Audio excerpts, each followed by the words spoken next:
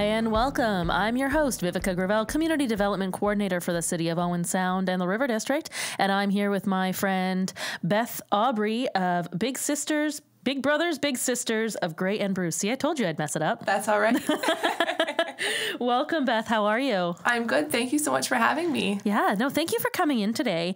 I know that a lot of people have heard of Big Brothers, Big Sisters, but not a lot of people know really what it's about. So can you tell us a little bit about yourself as Executive Director and how you came to be at Big Brothers, Big Sisters? Yeah, absolutely.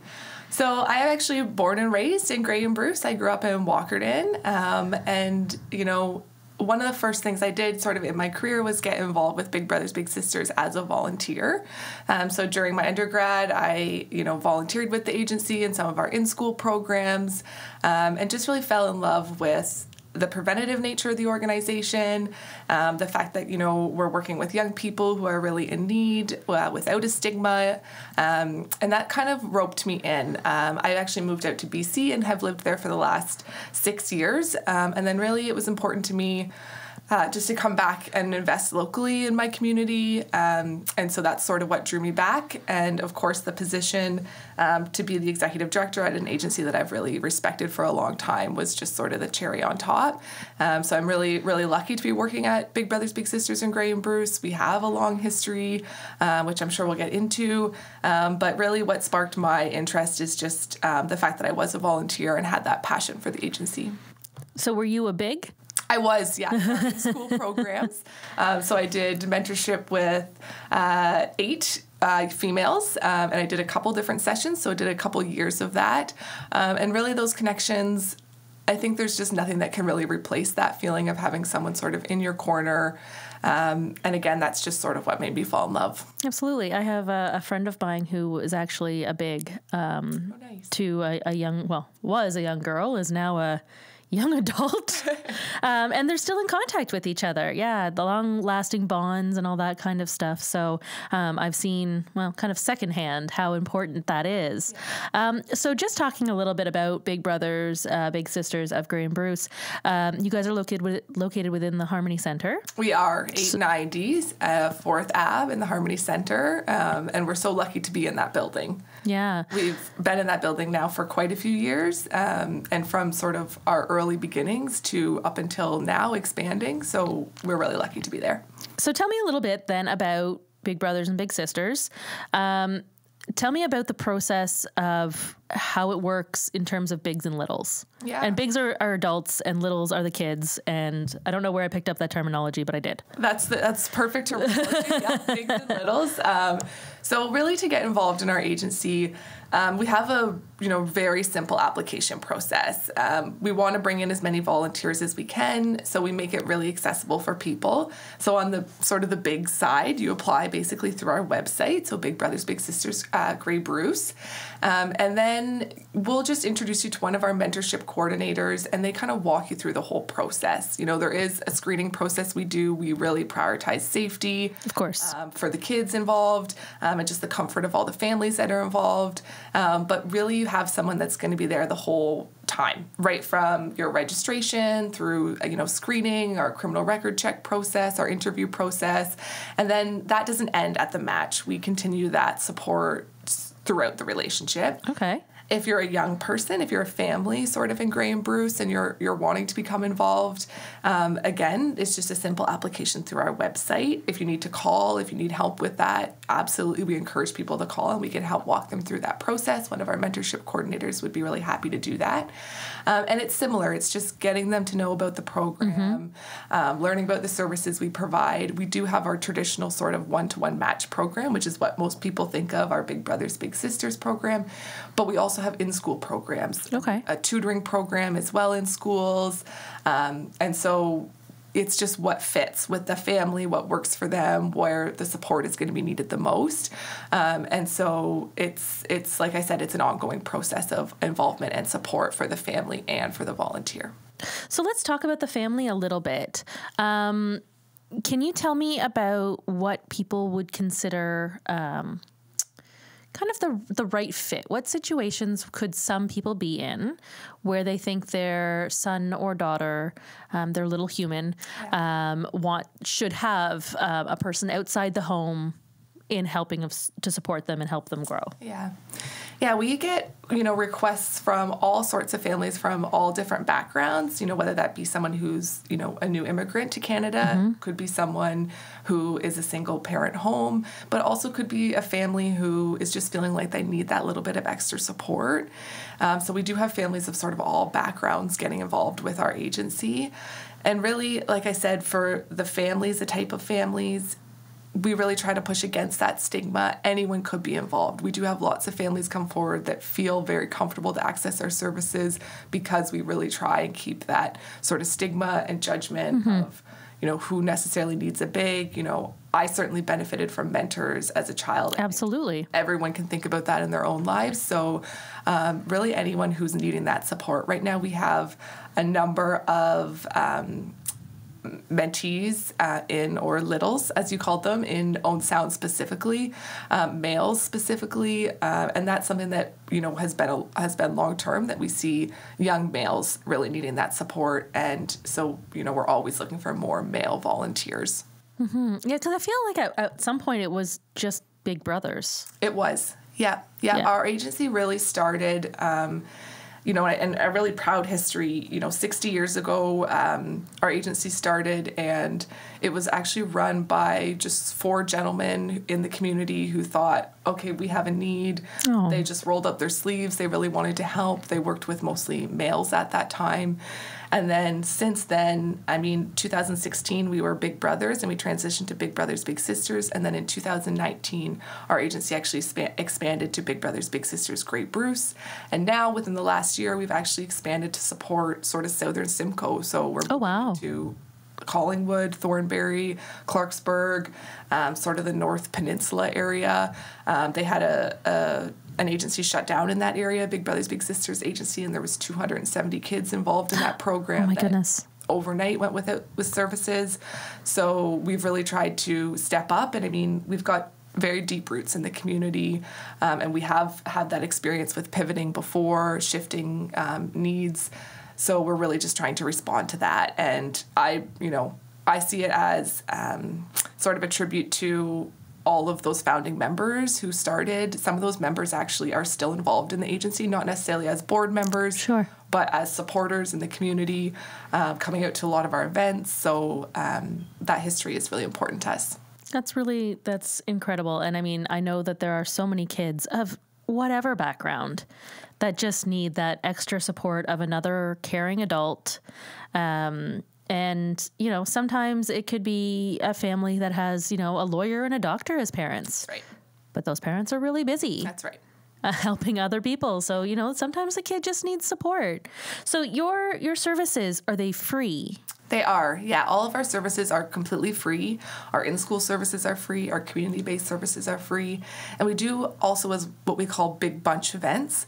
And those run monthly, and those are welcome to anyone who's enrolled in our programs, whether they're on our wait list or whether they're connected. Okay. So we do a lot of monthly events as well that, we have an outdoor wellness program that we run at the Outdoor Education Center in Wyerton. That's become very popular. We do a lot of we did a pickleball event recently. We do a big Christmas party every year. So it's really, you get involved with your match, but it's also an opportunity for young families to meet other families in the community.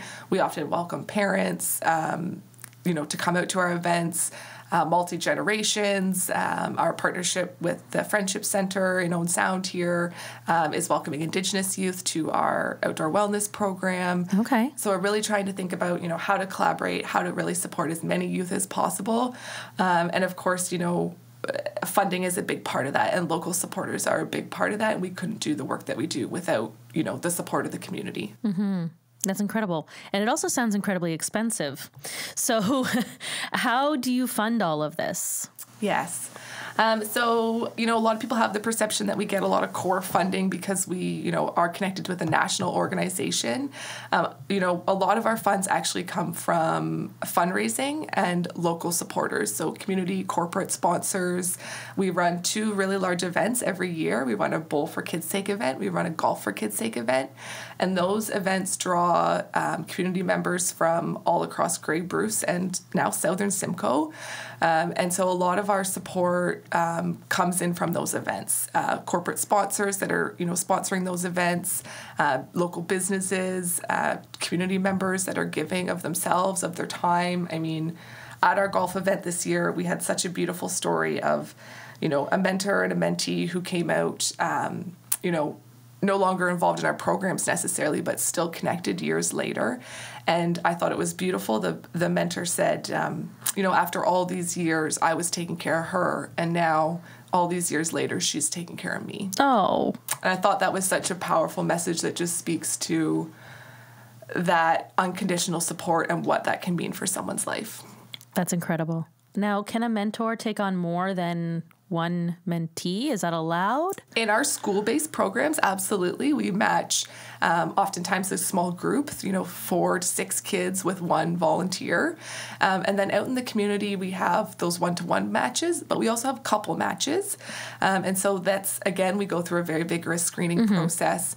But if you and your partner are interested in, supporting a young person in your community, but maybe you independently don't have enough time for that, this is an awesome opportunity to, share that experience with your partner.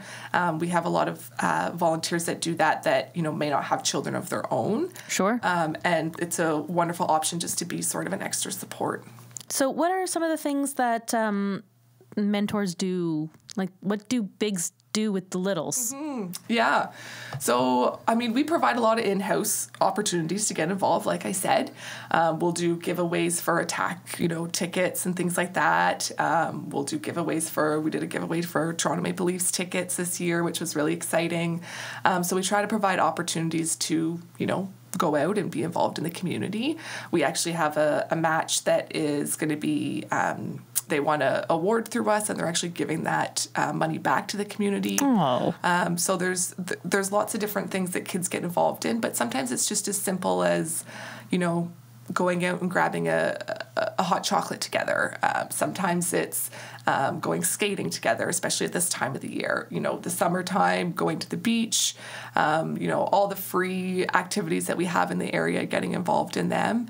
And again, we get a lot of beautiful stories back of just really special moments that I think, kids carry them with them their whole life. And, surprisingly, a lot of our mentors say, I got just as much of this, out of this as the mentee did, which is something that we're really proud of as well. Yeah, volunteering with kids, and I do it in a different way, is so rewarding. So fulfilling. Yeah. And this sounds like it's not overly time inclusive. Yeah. That's our biggest question we always get. Yeah. Is, how much time is it going to be? And it's just a couple hours a month. It's about having that consistent point of contact. But that's if you have an hour a week that you can give, reach out.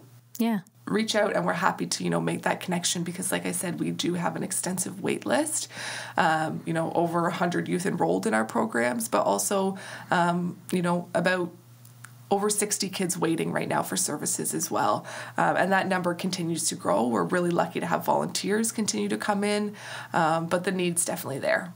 Now, in terms of any other supports, say a big finds that the child might need some additional assistance in terms of therapies or any of those kinds of things. Does Big Brother help? Yeah, absolutely. To set that up? So we do a lot of mentor sort of check-ins, regular check-ins. If there's something coming up with the family, with the mentor, we've even helped support mentors who need a little bit more support in their life, so they're, bringing their best to the relationship. Okay. But with youth and children, certainly, sometimes the need is outside of what we can provide with volunteers and with our support. So we take a wraparound approach. We work closely with other community agencies in the area if we need to connect with the Y, or if we need to connect with Keystone, or if we need to connect with another service that, you know, provides sort of specialized counseling services, things like that. We definitely have those relationships there, and have just made those referrals, and just supported families with that. You know, it's scary. Yeah. To make a new connection. So we often act as that sort of middle ground, that sort of buffer, just to be there to say, you know, this is just another service that's going to complement the support that, you know, we're able to provide. But certainly we often have to, you know, make those connections with other services. And, you know, the thing about our supports is that they're all voluntary. So it's always been a conversation with the family. The family absolutely knows that child best. The parent knows that child best. The guardian knows that child best. So we, you know, work really hard to keep those relationships positive, communication open, so that, you know, families, if there is that need, they can absolutely come, and we can, you know, make that referral and provide that extra support. That's phenomenal. It sounds like you've definitely got your hands full as the executive director, but it sounds like it's a very rewarding role. Absolutely. So tell us, you said you have 2 big events throughout the year. Can you kind of outline the month that they're in the year? Yep. So we do our golf event every year, Golf for Kids' Sake. And that happens in September. This coming September, we're looking at doing it again. And then we have our Bowl for Kids' Sake event. And that generally happens in April. Okay. Near the end of April. And that one has, I mean, talk about support from the River District area, talk about support from the Owen Sound community. We get a lot of support for specifically our bowling event from members of the community. Last year we raised almost $30,000. Oh my goodness. In just 3 days of bowling. And that money comes a lot from absolutely sponsors, but also came from just community members rolling up their sleeves, getting involved, coming out, bowling, having some fun. Certainly not my sport, but we had, you know, a lot of great bowlers this year. And they make bumpers for that. That's right. That's what I need. That's incredible. So if I can't make it to these 2 major events, how can I give, not my time, but maybe some funds to Big Brothers Big Sisters of Grey Bruce? Yeah. So you can always reach out directly to myself. Feel free. Our email, and my email's right on our website, so people can just jump onto our website and reach out to me directly. What is that email? It's ed.graybruce@bigbrothersbigsisters.ca. Okay. So I'm always happy to answer questions. I'm always happy to meet with people. Not everyone has the ability to donate monetarily. So if there's something else you just want to give of your time, I'm happy to connect about that. And then, you know, the easiest way to donate is actually just hopping on our website. So that Big Brothers Big Sisters Grey Bruce website. And we have a link right on there where you can just put in your information and make a donation directly. You can also say, you know, through that link, this is where I'd like to see the funds go. Okay. In school programs, potentially, if that's something that's of interest.